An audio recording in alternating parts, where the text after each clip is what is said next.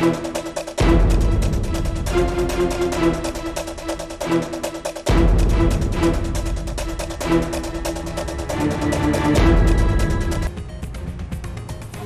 शाम में ईरानी कौंसल खाने ते इसराइली हमले जो जवाब ॾेई हिसाब बराबर करे छॾियो। ईरान जा इसराइल ते ड्रोन, क्रूज़ ऐं बैलिस्टिक मिसाइल हमला। इसराइल जे केतिरनि शहरनि में हंगामी हालतूं लागू। इसराइल जो चवणु आहे त ईरान जी केतिरनि ड्रोन हमलनि खे नाकाम बणाए वियो आहे। तेहरान खे हमलनि जो भरपूर जवाब ॾिनो वेंदो।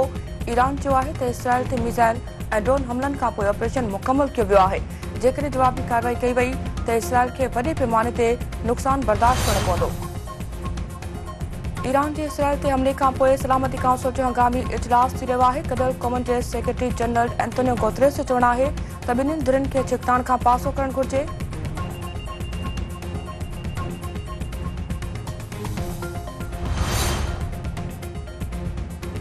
पाकिस्तान विच ओभर जी सूरतहाल ते ॻणिती ज़ाहिर करे छॾी। परडेही ऑफिसी तर्जुमान मुमताज़ ज़हरा बरोच जो चवणु आहे त पाकिस्तान खे विच ओभर जी सूरतहाल ते तमामु घणी ॻणिती आहे। धुरियुनि खे छिकताण जे ख़ात्मे लाइ सबूत जो मुज़ाहिरो करणु घुर्जे।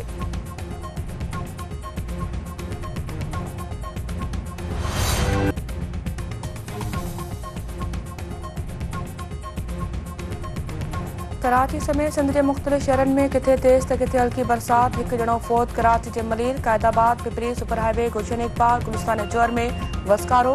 नाज़माबाद, नॉर्थ नाज़माबाद, सदर डिफेंस, क्लिफ्टन में बि वसकारो। हैदराबाद, कोटड़ी, ठठे, सिजावल, जाती, उॾेरेलाल, नए कोट ऐं ॿियनि शहरनि में बि वक़्फ़े सां बरसात। नवां जयपुर में करंट लॻण सबबि हिकु ॼणो फौत। पीपी चेयरमैन बिलावल भुट्टो ज़रदारी बरसात दौरान जानी नुक़सान ते अफ़सोस जो इज़हार। संदसि चवणु आहे त पंजाब ऐं केपी जे मुख़्तलिफ़ इलाइक़नि में बरसात दौरान जानी नुक़सान ते खेसि सदमो पहुतो आहे। हुकूमत खे बरसाती बोड में फाथल माण्हुनि जी भरपूर मदद करणु घुर्जे।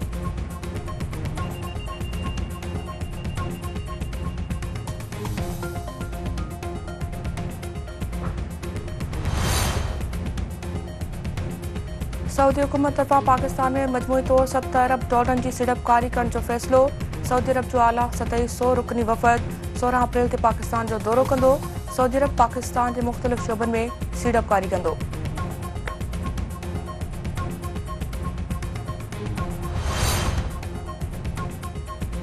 मुल्क जे पहिरिएं चूंडियल वज़ीर आज़म शहीद ज़ुल्फ़िकार अली भुट्टो जी वरसी जे सिलसिले में गढ़ी ख़ुदाबख़्श भुट्टो में जलसो थी रहियो आहे। पिंडाल तयार। पीपी चेयरमैन बिलावल भुट्टो ज़रदारी ऐं ॿिया मरकज़ी अॻवान ख़िताब कंदा। सिंध जे कुंड कुछ मां काफ़िलनि जी आमद।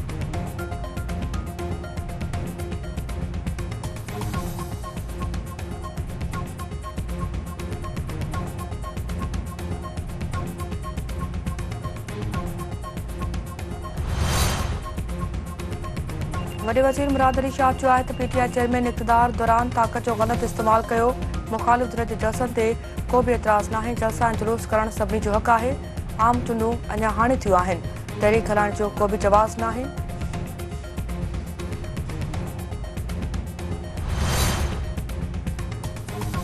शाह नूरानी हादसे में ज़ख़्मी वधीक हिकु ॼणो फौत। फौतनि जो अंग वधी 19 थी वियो।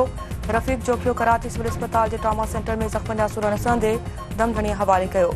ख़ौफ़नाक हादसे सबबि फौतनि जे घरनि में सोग।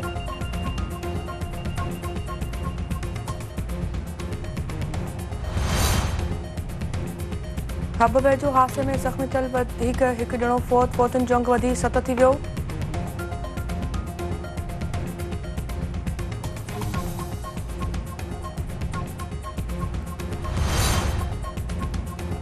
सिंध जे मुख़्तलिफ़ शहरनि में रोड हादसनि जे नतीजे में 5 ॼणा फौत। नूरियाबाद भरिसां मुसाफ़िर कोच ऐं कोस्टर कल्टी थियण सबबि 3 ॼणा फौत, 20 ज़ख़्मी।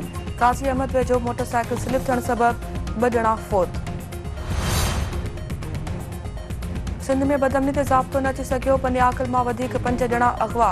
इंडड़ ऐं महर बरादरी में ज़मीनी तकरार तां 3 ॼणा ट्रैक्टर समेत अग़वा। धाड़ेलनि थाधल विकिरो कंदड़ पंजाब वासी 2 औरतुनि खे बि अग़वा करे विया।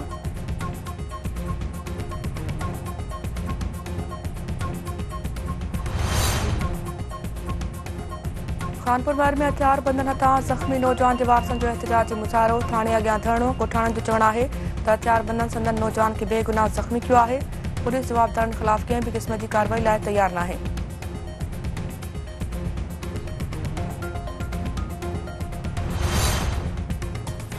नौशहर फिरोज़ में मुक़ाबले दौरान 3 हथियारबंद ज़ख़्मी हालत में गिरफ़्तार। हथियार ऐं कार हथ सिटी ऐं CIF पुलिस तरफ़ां रोड़ी केनाल वटि ॾोहारियुनि जो घेराव फायरिंग। पुलिस चुनाव आहे त गिरफ़्तार जवाबदार मुख़्तलिफ़ हंधनि ते ॾोहारी कार्रवाइनि में मुलविस आहिनि।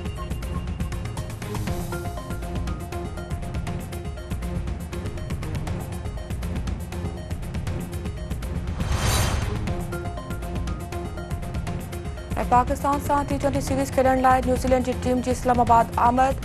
ॿिन्ही टीमुनि विच में पहिरीं मैच 18 अप्रैल ते खेॾी वेंदी।